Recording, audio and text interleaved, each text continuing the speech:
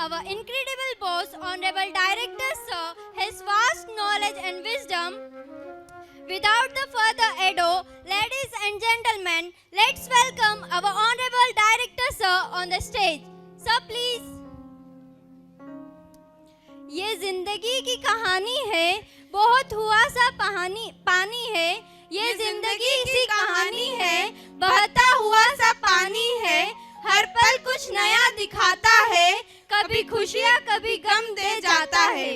हर पल कुछ नया दिखाता है, कभी खुशियाँ कभी गम दे जाता है।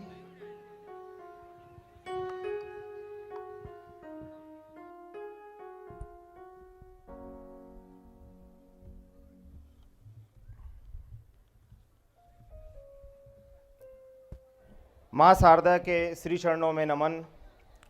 वार्षिक उत्सव युग चक्र एक अनंत गाथा के मुख्य अतिथि डॉक्टर महामंडलेश्वर श्री नरसिंहदास जी महाराज, विशेष अतिथि संत श्री रामदास जी महाराज, गीता श्री शिक्षण समिति के समस्त सदस्य, परम आदरणीय अभिभावकगण, माताएं बहनें, सभी व्यापारी संगठनों के सदस्य, सभी समाजों के सदस्य, पत्रकार बंधु, अन्य सभी सामान्य अतिथिगण, मित्रगण, आप सभी का हृदय से स्वागत है, वंदन है, अभिनंदन है। आज हम सभी एकत्र हुए हैं इस वार्षिक उत्सव के लिए।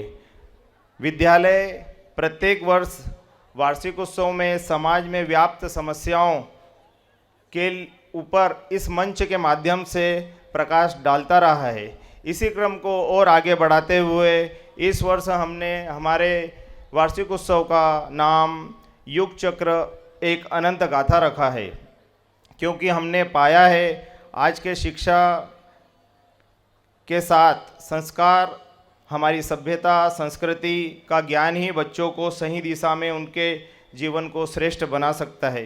प्रत्येक माता पिता की इच्छा होती है कि उनका बच्चा उनसे श्रेष्ठ बने, इस हेतु वो निरंतर प्रयत्न करते हैं। आपकी इस इच्छा को पूर्ण करने का काम कृष्णा एकेडमी कर रही है। हम आपके विश्वास पर खरे उतरें, प्रत्येक बच्चे का बहुमुखी विकास हो और वह अपने सर्वोच्च शिखर पर पहुँचे। इस कार्य हेतु हमारी टीम बड़े ही समर्पण भाव से कार्य कर रही है और वह भारत का ही नहीं अपितु विश्व का भी श्रेष्ठ नागरिक बने। तो मैं बुलाना चाहूँगा मेरी एकेडमिक टीम को।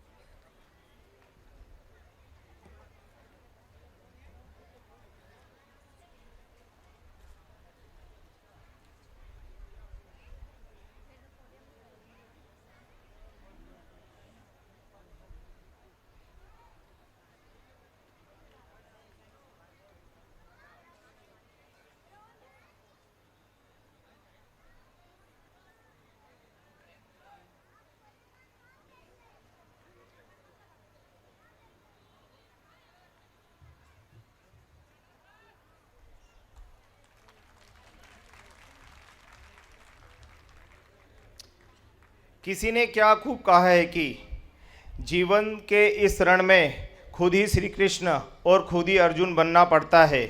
रोज अपना ही अपने को सारथी बन जीवन की इस महाभारत से लड़ना पड़ता है। सही मायनों में शिक्षित होने के लिए स्वयं का अवलोकन बहुत जरूरी है।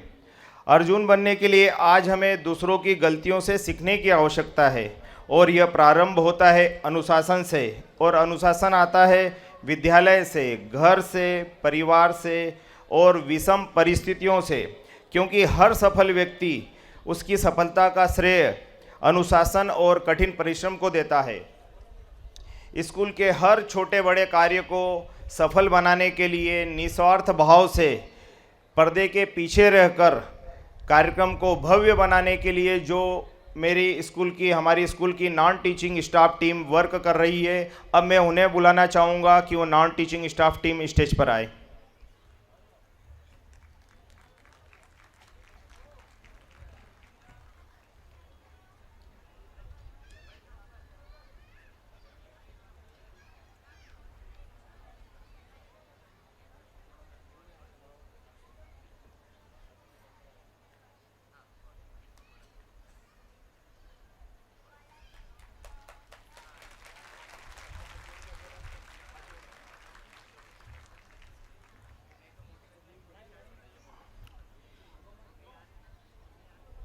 श्री कृष्ण ने साफ कहा है कि बस कर्म तुम्हारा कल होगा, और कर्म अगर सच्चा है तो कर्म कहाँ निष्फल होगा।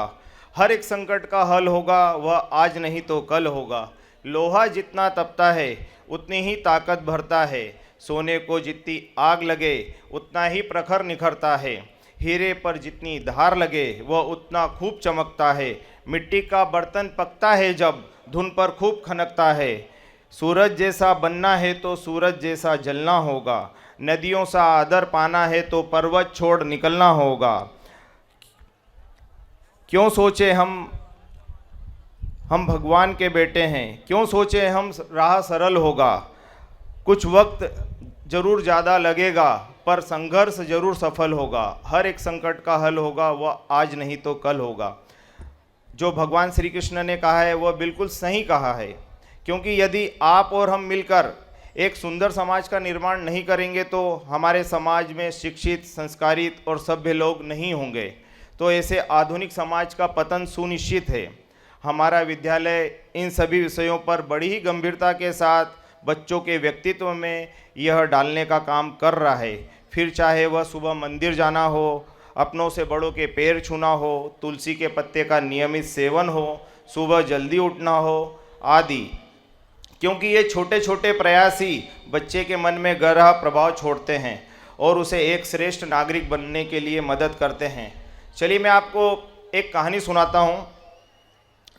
1 मिनट की है, आप लोगों ने लगभग मेरे ख्याल से सभी ने सुनी होगी। जो मेरी उम्र के हैं या मेरे से बड़े हैं उन लोगों ने ज़रूर ये कहानी सुनी होगी, कछुआ और खरगोश की। परंतु आप लोगों ने ये कहानी पूरी नहीं सुनी है। अभी तक जो कहानी सुनी है उसमें यही होता है कि कछुआ रेस जीत जाता है। रेस इसलिए जीत जाता है कि खरगोश अति आत्मविश्वास में और कॉन्फिडेंस में सो जाता है और कछुआ जीत जाता है। परंतु अब मैं आपको इसका दूसरा भाग बताता हूँ। खरगोश का हो जाता है दिमाग खराब। वह दोबारा कछुए से बोलता है कि चलो हम रेस लगाते हैं, और दोनों रेस लगाते हैं।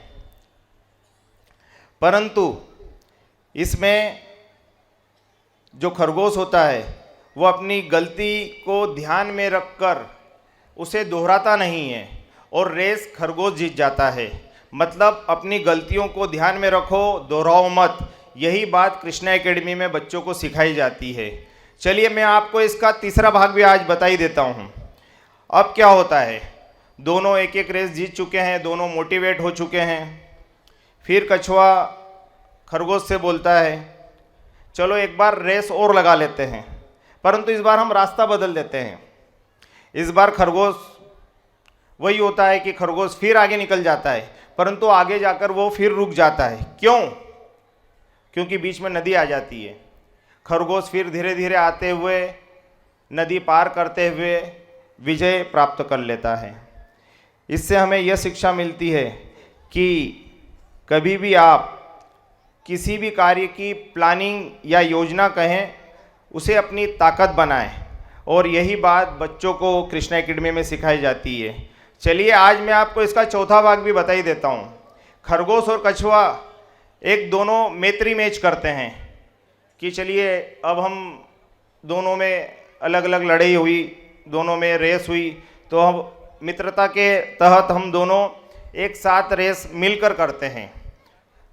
रास्ता भी वही है, नदी वाला, परंतु इसमें एक थोड़ा सा चेंज हो जाता है कि ज़मीन पर खरगोश के ऊपर कछुआ बैठ जाता है, और जब नदी आती है तो कछुए के ऊपर खरगोश बैठ जाता है। मतलब कम समय में रास्ता तय। रिश्ता ऐसा बनाएं, आवश्यकता पड़ने पर दूसरों के साथ दें, क्योंकि ऐसे ही आप और हम मिलकर बच्चे का उज्जवल भविष्य बनाएं, जिससे कि आपका भी और कृष्णा एकेडमी का भी उद्देश्य पूर्ण हो। आप सभी यहाँ पधारे, उसका मेरी ओर से, हमारी गीता शिक्षण समिति की ओर से और कृष्णा एकेडमी के द्वारा आपको धन्यवाद ज्ञापित करता हूँ, आभार व्यक्त देता हूँ कि भविष्य में भी आप आपके ही विद्यालय पर अपना इसने ऐसे ही बनाए रखेंगे। धन्यवाद। जय हिंद, जय Bharat. Thank you so much, sir, for your golden words. Now we have to move towards our next performance.